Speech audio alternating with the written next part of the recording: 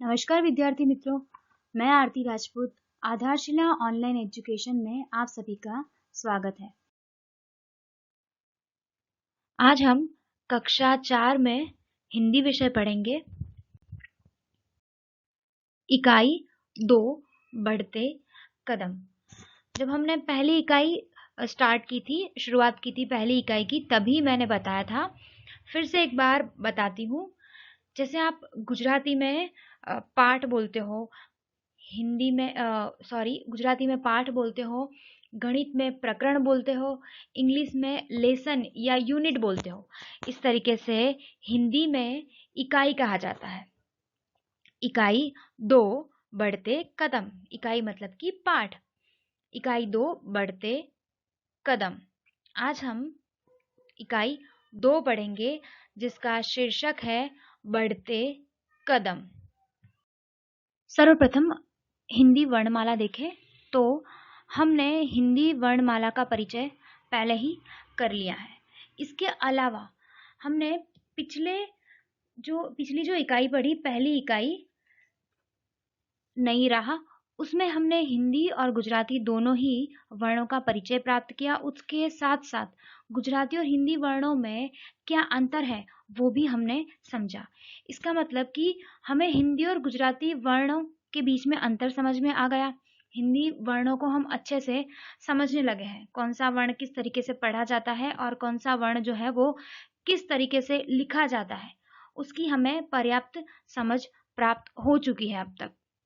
और मैं आशा करती हूँ आप सभी को भी हिंदी वर्णमाला के जो वर्ण हैं उन्हें अच्छी तरीके से लिखना आ गया होगा। अगर अभी भी आपको ऐसा है कि नहीं लिखना आता है तो आप रोज जो है उसकी प्रैक्टिस कीजिए, रोज उन वर्णों को लिखिए, तो आप लोग अच्छे से लिख पाओगे। तो अभी यहाँ पर है हिंदी वर्णमाला। ये वर्णमाला जो है वो आपको अपनी नोटबुक में लिखनी है। इसका अभ्यास अच्छे से करना है। अब इसके बाद अभ्यास 1 देखें। हिंदी वर्णमाला में देखकर गुजराती वर्णों से विभिन्नता वाले हिंदी वर्ण ढूंढकर लिखिए। जैसे ज, ज। तो पिछले वीडियो में, मतलब पिछली इकाई में हमने देखा है कि हिंदी और गुजराती वर्णों में कई सारे ऐसे वर्ण हैं। वर्ण का मतलब आप सभी को पता है, स्वर और व्यंजन दोनों ही वर्ण के अंतर्गत आते हैं, उसके अंदर आते हैं। तो ऐसे कई सारे स्वर और व्यंजन हैं जो हिंदी में अलग लिखे जाते हैं और गुजराती में अलग लिखे जाते हैं। तो वो आपको उन दोनों का अंतर पता है। तो आपको ऊपर जो वर्णमाला दे रखी है उसमें से उन वर्णों को अलग करके लिखना है। कौन से वर्ण हैं जो हिंदी और गुजराती में अलग लिखे जाते हैं वो आप सभी को पता है। फिर भी हम एक बार उसका अभ्यास कर ले। कौन से ऐसे वर्ण हैं जो हिंदी और गुजराती दोनों भाषाओं में अलग अलग लिखे जाते हैं। काफी सारे ऐसे वर्ण भी हैं जो हिंदी में और गुजराती में एक जैसे ही लिखे जाते हैं, लेकिन अलग अलग लिखे जाने वाले वर्ण, भिन्नता मतलब कि अलग अलग लिखे जाने वाले वर्ण कौन से हैं वो देखें तो गुजराती वर्णों से भिन्नता वाले हिंदी वर्ण, तो ये अ जो है वो हिंदी में और गुजराती में दोनों अलग अलग तरीके से लिखा जाता है। ई, उ, ए, ऐ, क। तो ऊपर के जो वर्ण थे यहां तक के वो स्वर वर्ण हमने देखे जो हिंदी और गुजराती में अलग अलग लिखे जाते हैं। और यहां से नीचे से क, ये जो है वो व्यंजन। इसके बाद ख, च, ज, ज, ट, ठ, ड, ढ, अण, द, फ, ब, भ, ल। तो ये सारे ऐसे वर्ण हैं जो हिंदी और गुजराती में अलग अलग तरीके से लिखे जाते हैं।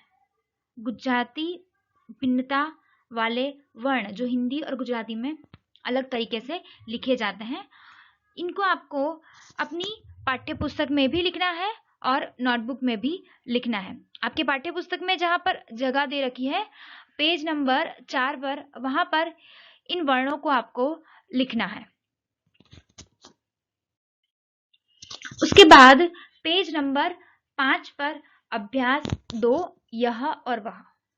हिंदी भाषा सीखने से पहले हमें हिंदी में किस तरीके से वाक्य प्रयोग किया जाता है, कौन सा शब्द जो है वो कहाँ पर उपयोग किया जाता है, उसकी वाक्य रचना किस प्रकार से बनाई जाती है, किन किन चीजों का, किन किन नियमों का हमें ख्याल रखना होता है, पता होना चाहिए, तभी हम हिंदी भाषा अच्छे से सीख सकते हैं।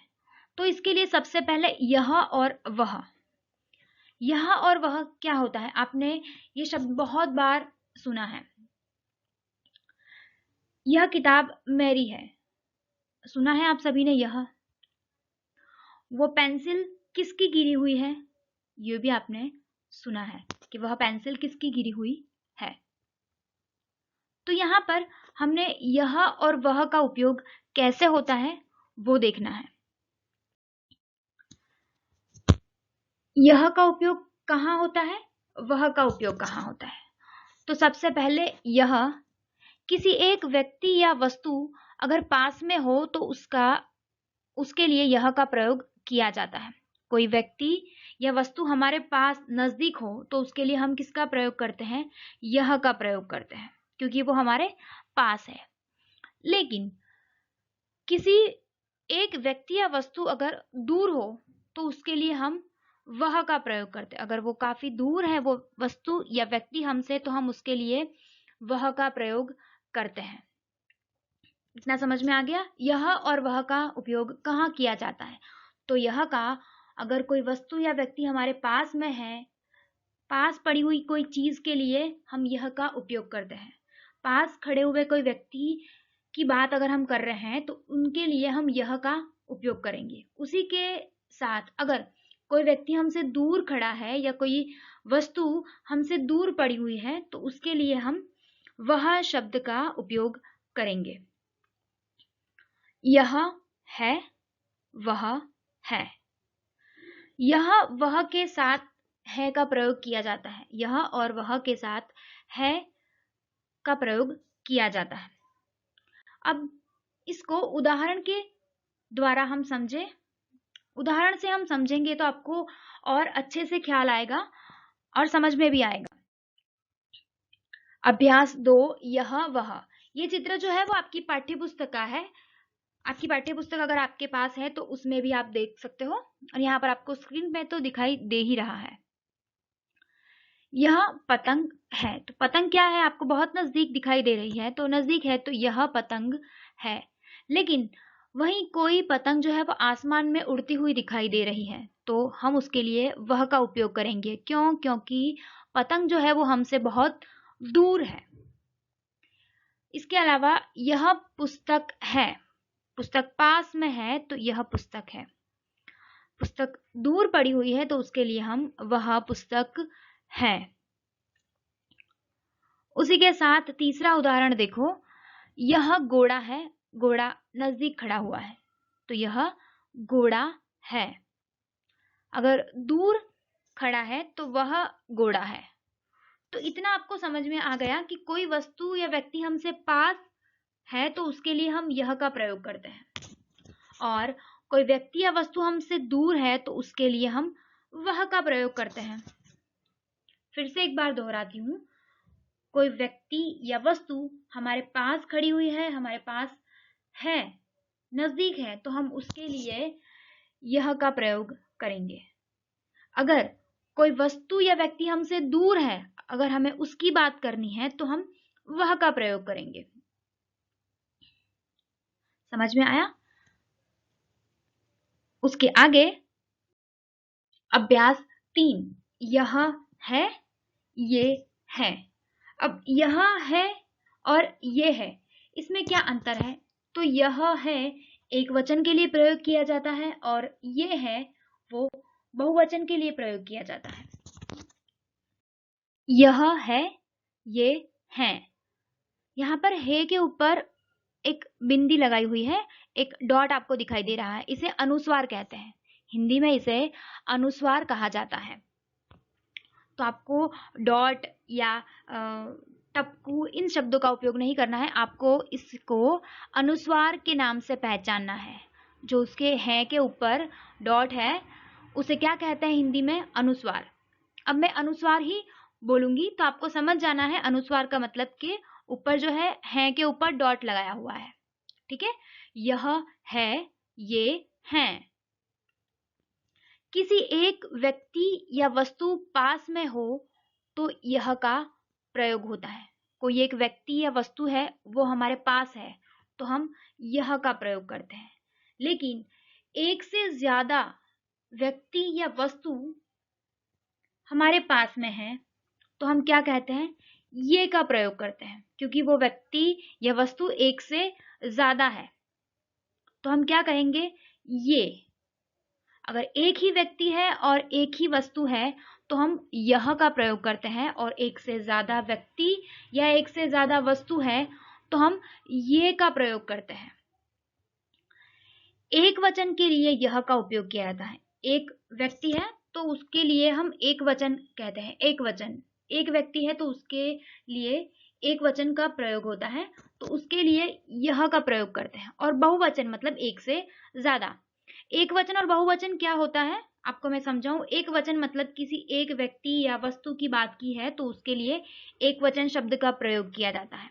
लेकिन एक से ज्यादा वस्तु या व्यक्ति की बात हो रही हो तो वहां पर बहुवचन का प्रयोग किया जाता है।